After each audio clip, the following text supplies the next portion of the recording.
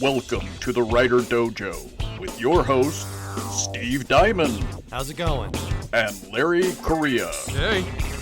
Today's episode. Welcome to the Writer Dojo. Guys, introduction time. Well, my name is Larry Correa. I've been a novelist for about 12 years now. And we've set out to have this podcast, this writing podcast, to just get to the nuts and bolts of writing for a business. And I started out self-published originally, so that was the world I came from.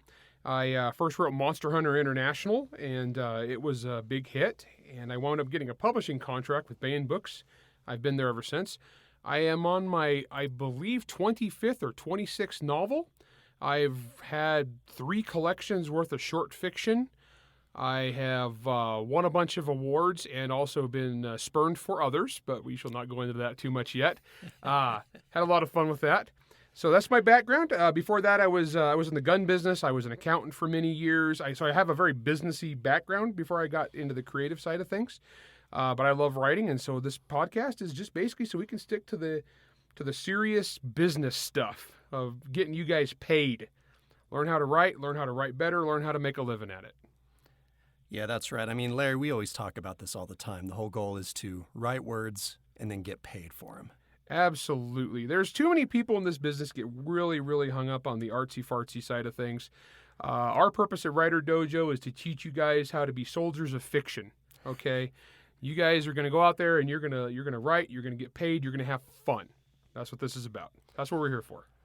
All right. Now, my name is Steve Diamond. A little bit about me. Now, I don't have the 20 gajillion books that Larry has put out in the past, only like 10 years, really. Yeah, pretty much. I have a couple books out and a couple dozen short stories. Now, I got into the writing world through bookstores. I used to work at a Walden Books. I was the manager of a Walden Books down in Provo, Utah, and then another one up in Salt Lake City. And what I learned at these bookstores was the art of selling. What makes a book good? What makes a book worthy of picking up off the bookshelf so that your average reader can feel confident buying it? Because at the end of the day, Larry, that's what we're talking about, right? It's about someone buying your book. Absolutely. What makes it so that person chooses your book rather than the one that's next to it? Yeah. Unless that one that's next to it is actually your book as well, then we want them to buy both. Yeah, if you have your whole shelf, you're good to go.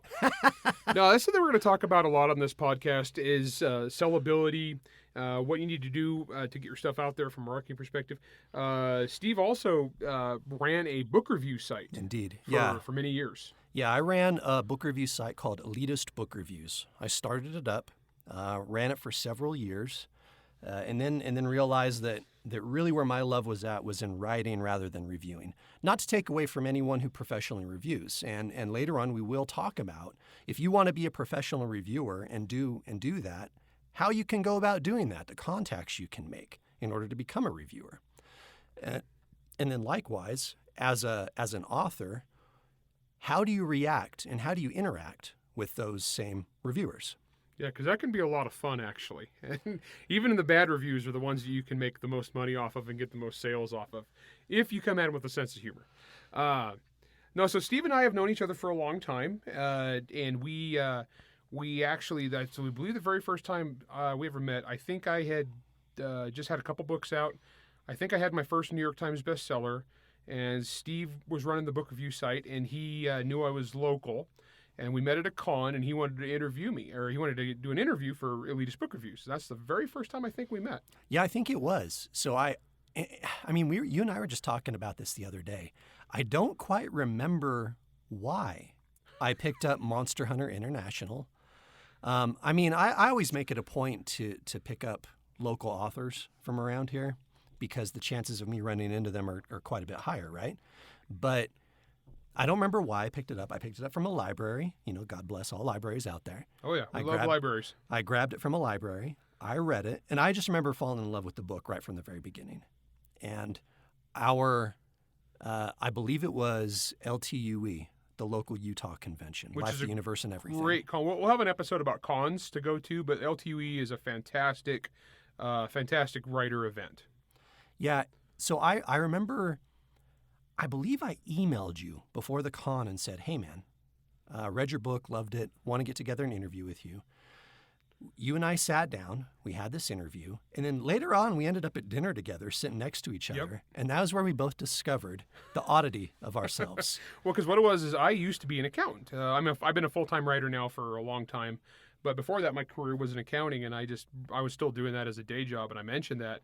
And Steve goes, oh, I'm an accountant. And I go, really? And so we did the accountant secret handshake that you learn in accounting school. And it's like being a Mason, you know. No, so Steve was an accountant too, and then I think it was about a year later that my company I needed to hire an assistant, and so I needed someone who I could work with, who I knew wasn't going to be a dork. So in a bad way. Yeah, in a bad way. So the first person I thought of was Steve, and so we called him in for an interview, and then. So the company I used to be in defense contracting, and so I was the finance manager at a defense contractor here in Utah, and actually wound up hiring Steve, and we worked. I think we spent a year and a half in a room together. And I'm not dead, guys. That's how successful it yeah, was. seriously, very few people could do that and live with me as a boss because I'm kind of a jerk. And then,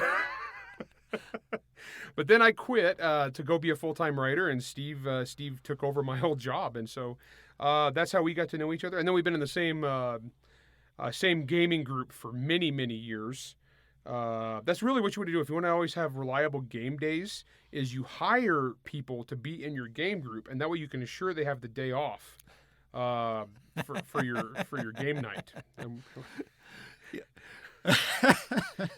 Now we've played many role playing game campaigns together over the years. But that's how Steve and I know each other. We've talked a lot about books, and so the idea for Writer Dojo came about because we were just kind of lamenting the fact that there's not a lot of writing podcasts available right now that haven't gone really woke, for a better source of the word. There used to be more fun in the writing podcast world. Especially for genre fiction, sci-fi, fantasy, our specialty, horror, that kind of thing, thrillers. But that's kind of dried up in recent years because people have kind of lost their senses of humor. And now every episode seems to be how not to offend this group, how not to offend this group. Oh, you've offended this group. Too bad. It's like, then that's not fun. I mean, you guys listen to writing podcasts, most of you, because you love to read and so you want to know about it. Or you're an aspiring writer, or you are already a writer and you want to improve your craft. And so that's what we're here for. Well, and let's be clear. We're totally going to offend people. Oh, yeah. This is going to be completely non-woke. I will offend people. I'm sorry. So I remember, one of the very first times Larry and I met, and you got to understand, we met in defense contracting, where people's security clearances are a big deal. Now, one of the interesting things I learned about Larry is when he was getting his top secret security clearance back in the day, they were doing a background check on him. And in the course of this background check, you're asked very specific questions, one of which is, now, does this individual have any prejudices? Are there certain people that he is out against, that he hates? Now, they do that because they want to make sure that you don't, that no undue pressures can be exerted on you since you have access to classified material. Keep you from getting blackmailed, too. Exactly. Now, the funny thing is, when it came down to it, there was one group that Larry was prejudiced against. I'm sorry to say. And honestly, folks. like 20 or 30 people they interviewed all had the same exact answer. And I know this is going to shock you, dear listeners, but the single group that Larry hates more than anyone, that he's prejudiced against, is stupid people. Stupid people. Okay, so first off, it wasn't for a top secret. I've never had a top secret, but it was so I'm getting the final interview with the investigator guy. He's in. You got to understand, for these interviews, for those of you that have been in contracting or the military, or law enforcement, you understand how this works. They interview everyone you've ever known, former coworkers, employees, neighbors, girls you dated. It doesn't matter. They interview everybody. So about 20, 30 people they've interviewed, and they come to me, and it's a final interview, and the guy looks at me and he goes, do you have any special animus against any particular group of people? And I'm like, no, sir, I do not. And he goes, that's not true.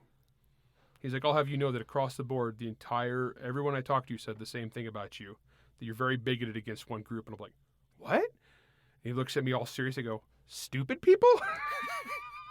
And he starts laughing. And he's like, oh, it's okay. You'll fit in fine. So we try to have a very low, and we're trying not to swear because this is going to go on all the podcasting things and the internet. And so if you guys follow me, you know I have a problem with profanity. So I was about to say, some swear words. Producer Jack is a guy who's going to be editing this for us. We have little clickers here, so whenever I start screwing up, we're going to hit our clickers for all my inadvertent F-bombs for him to edit those out. But I'm going to try to be good here. But those of you who read my writing, you know that I have a foul mouth. I grew up on a dairy farm. That's just how it is. Now I think one of the interesting things, Larry, you started alluding to this as to why we started this podcast to begin with. And one of the main things, I think, is you and we tend to go to conventions all the time. I mean, this last year being the exception with the whole COVID BS. Yeah, we're recording this in halfway through 2021, so we haven't done anything for the last year. Right. Now, when we go to these conventions, we're on 6 to 12 hours worth of programming on each of these, very at each of these things. And we're frequently asked questions during the events. And then once the panel ends, you get the flood of people that come up and ask you all the questions that usually they're too nervous to ask in public, or they just have a clarifying question they want to ask or what have you.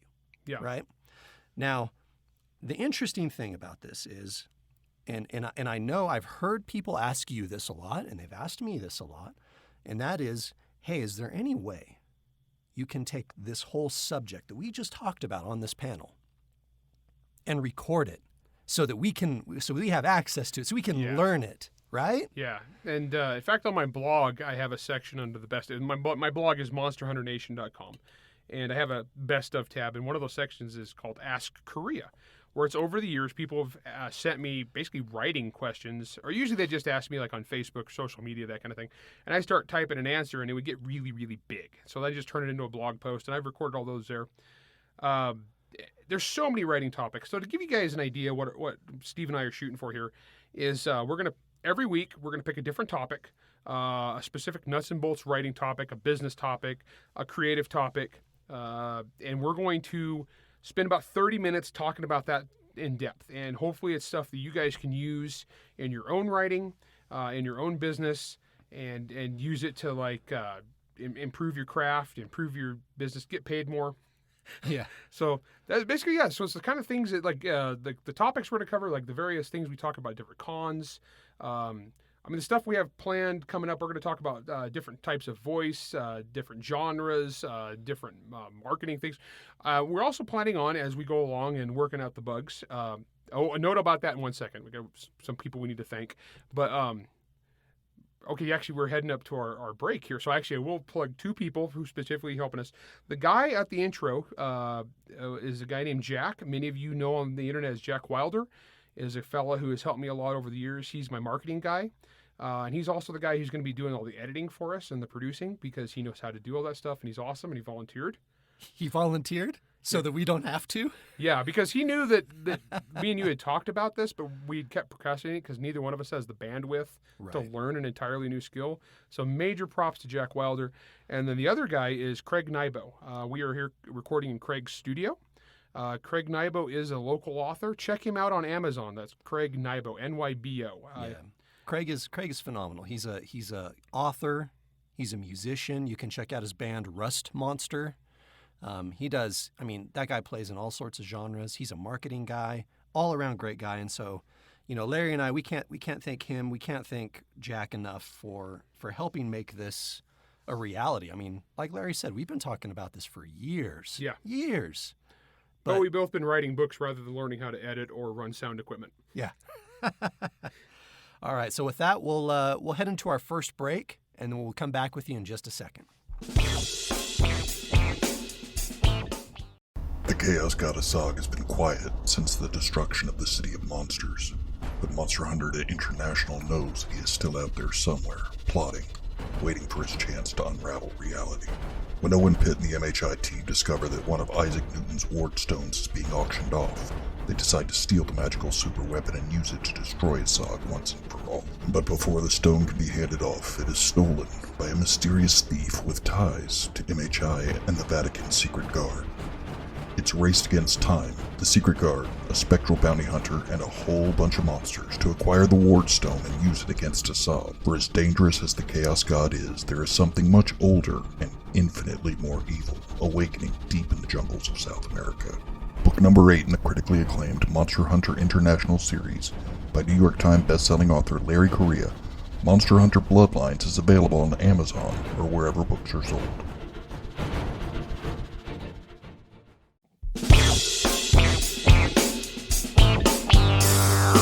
All right, welcome back, everybody. Where we left off was talking about, a few of the people that are helping make this possible, and we're so grateful for them.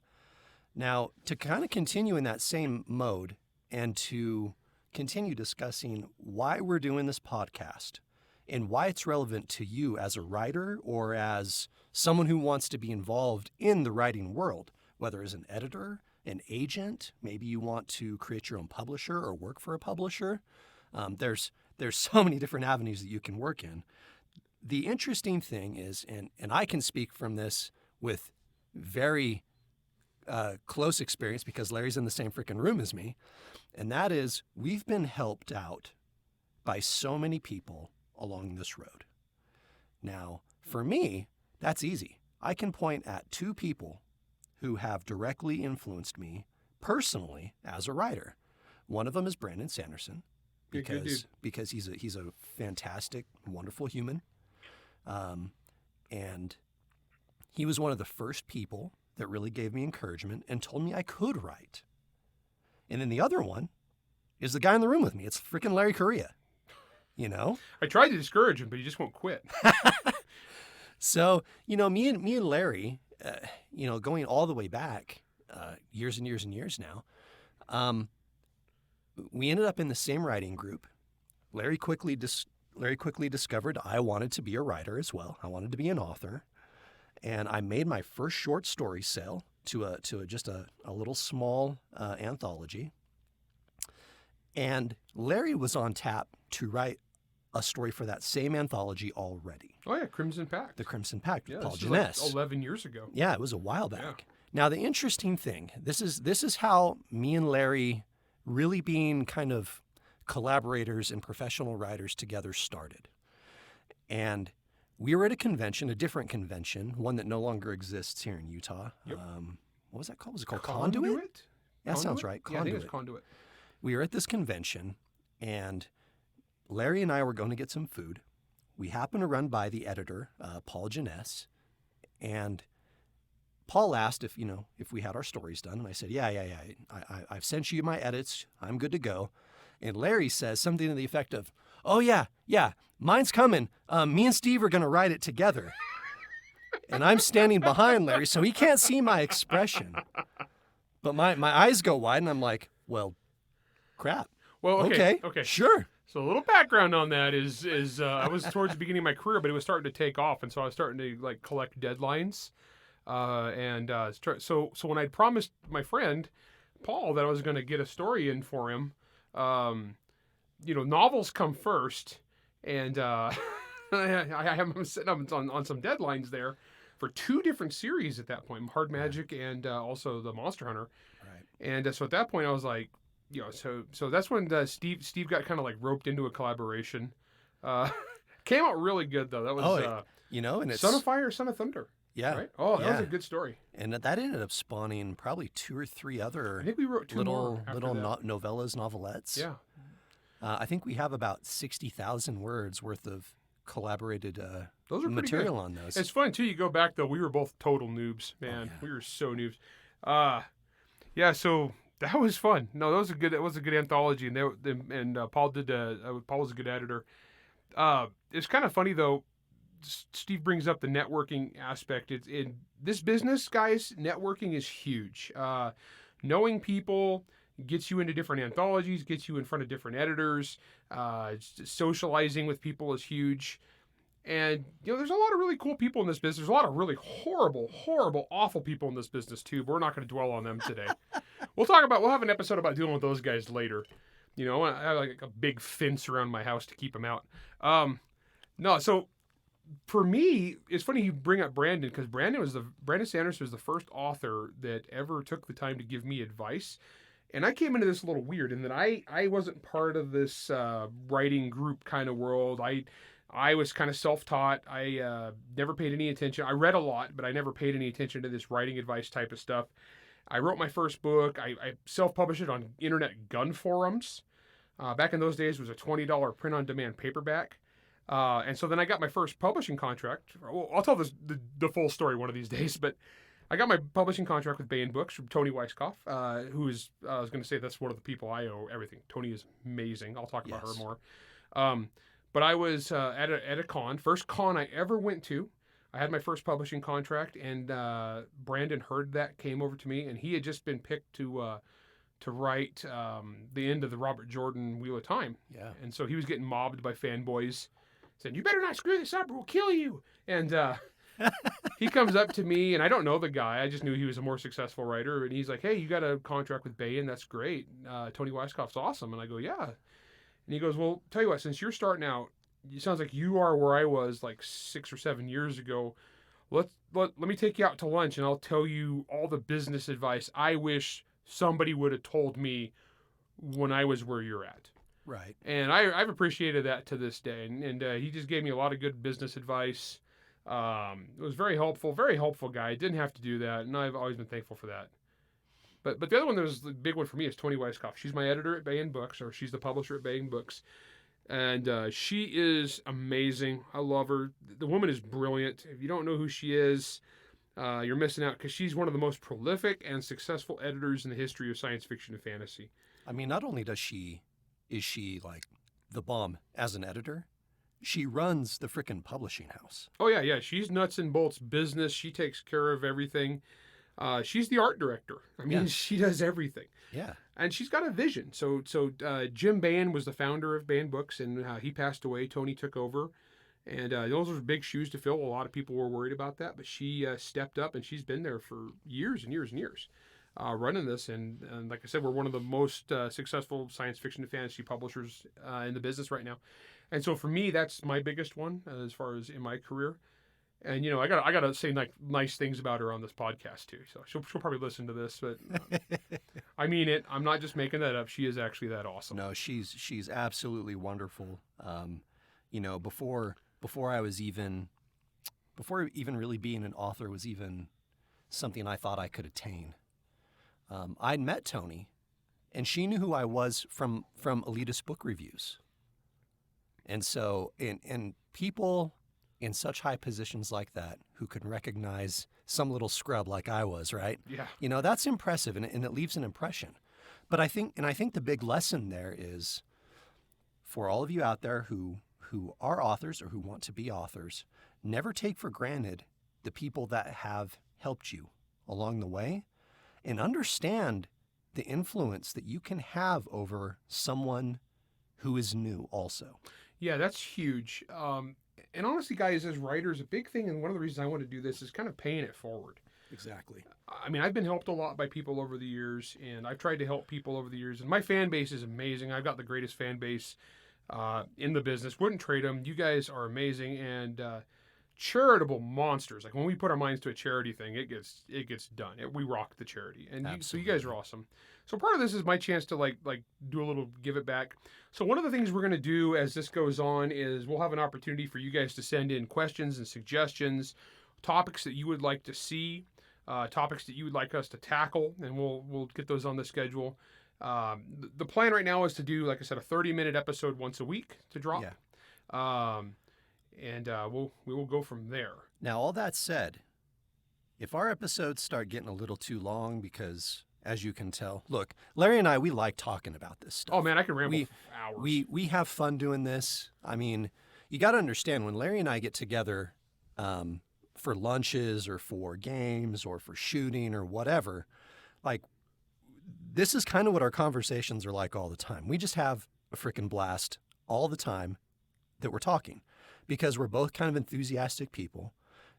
We enjoy each other's company, and we realize, one, that there's kind of no BS between us, and two, we share our mutual hatred for stupid people.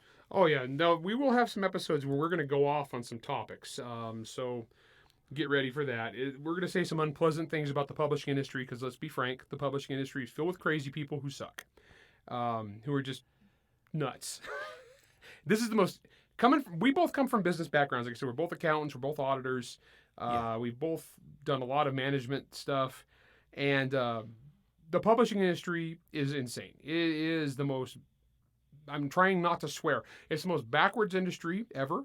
But a lot of the stuff, if you know going in about the weirdness and the craziness, you can work around it or you can use it to your advantage. One of the things that we'll talk about on this is we'll go into independent publishing versus traditional publishing. Like I said, I started out one way, then switched to the other. Well, and then the hybridization that we're seeing these days. Yep, which is huge. We have some guests planned who are very, very successful in the independent world, and we'll get some advice for them. Well, and not just in the author realm. I mean, one of the big things that Larry and I, that's such a big deal for us is it's writing things the right way when we're doing our fiction. And so if we're talking about experts in guns, in law enforcement. Oh, yeah, we're going to have episodes about some of these specific topics, too. Absolutely. How to get it right. Exactly. And how better, I mean, look, Larry and I are not experts on everything. Of course. No, I butcher some topics. So why try to be experts when we can just have someone come in and be the expert for us? Yeah. And you guys will recognize many of these names. We're drafting a lot of our friends. Oh, yeah. Yeah, we're calling in some favors. I've been on a lot of podcasts over the years, and now that I have one, payback. That's all I'm saying. It's payback time. Yep. Now, the last thing is, so these first few episodes, it's just going to be me and Larry because we really want you guys to get to know us before we start, muddying the waters with all sorts of special guest stars who are better than us. So, and then look.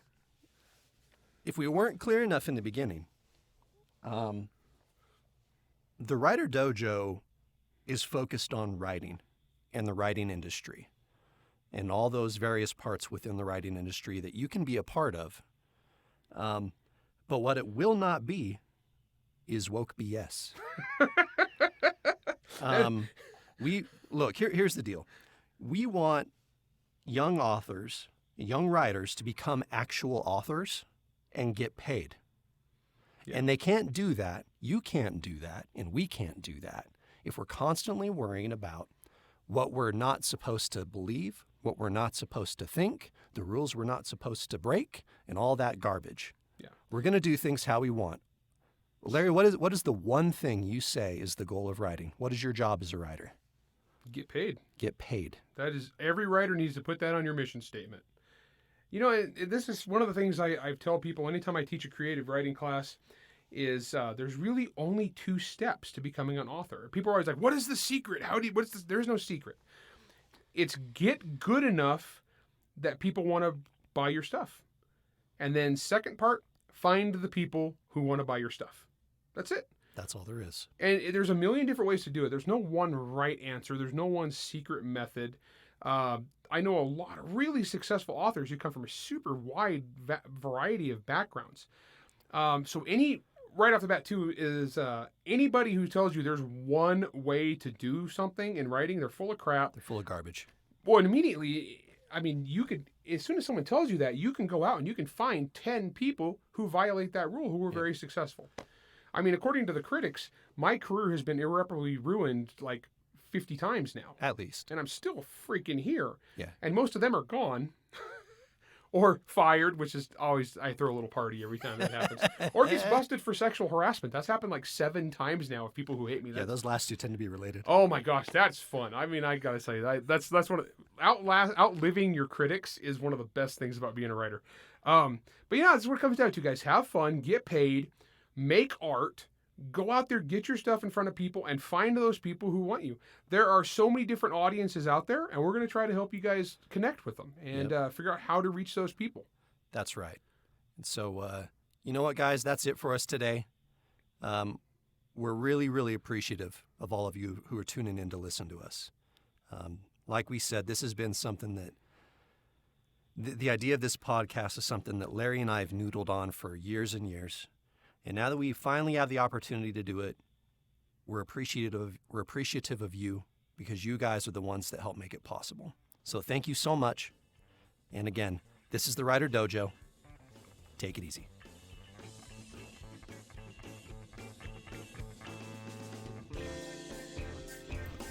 Writer Dojo is Steve Diamond and Larry Correa. Produced by Jack Wilder at Baron Hair Studios. Theme song, Word Mercenaries by Craig Nivo. New episodes come out every Wednesday wherever you stream your content. If you enjoyed this podcast, you can help support us by going to anchor.fm/writerdojo, by leaving us a 5-star rating or review, and by helping to spread the word. All questions and comments can be emailed to questions@writerdojo.com.